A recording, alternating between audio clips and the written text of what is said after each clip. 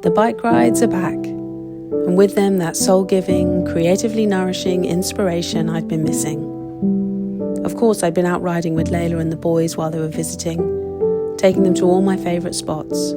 But somehow, between the long rainy season and my trip back to the UK, I'd fallen out of the habit of going out on my own. This week, though, something shifted. I found myself reaching for my bike again, eager to just be out there. It's such a beautiful time of year. The rice fields are on the cusp of harvest. Some have already been ploughed and others shimmer in every shade of green and yellow. Everything is blooming and bursting with colour. Sometimes it's honestly overwhelming in the best way.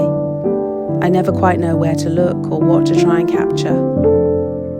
A lot of the time I just let myself ride aimlessly, breathing it all in.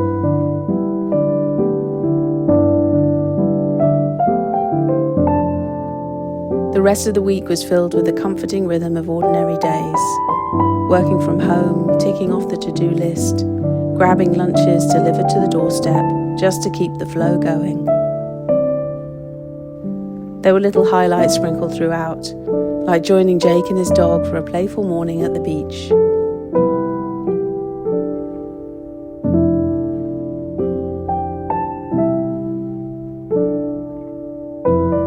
And almost every evening we found ourselves back outside for sunset, that familiar grounding ritual of watching the light melt away. I know I'm always saying it, but there's something deeply reassuring about starting the day with sunrise and ending it with the sunset, like bookends to whatever the hours in between may bring. One evening we joined a spontaneous gathering of friends out in the rice fields. One of those simple, serendipitous moments that just makes your heart feel full.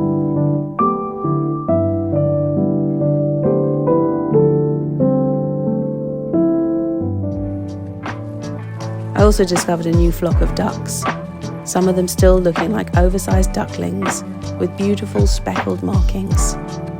I sat with them one evening for ages, just watching, smiling to myself. I even went back the next day because some things are just too joyful to only visit once. The 25th rolled around again, my day to document for my year-long project. Of course, there's a longer video of that day in my life.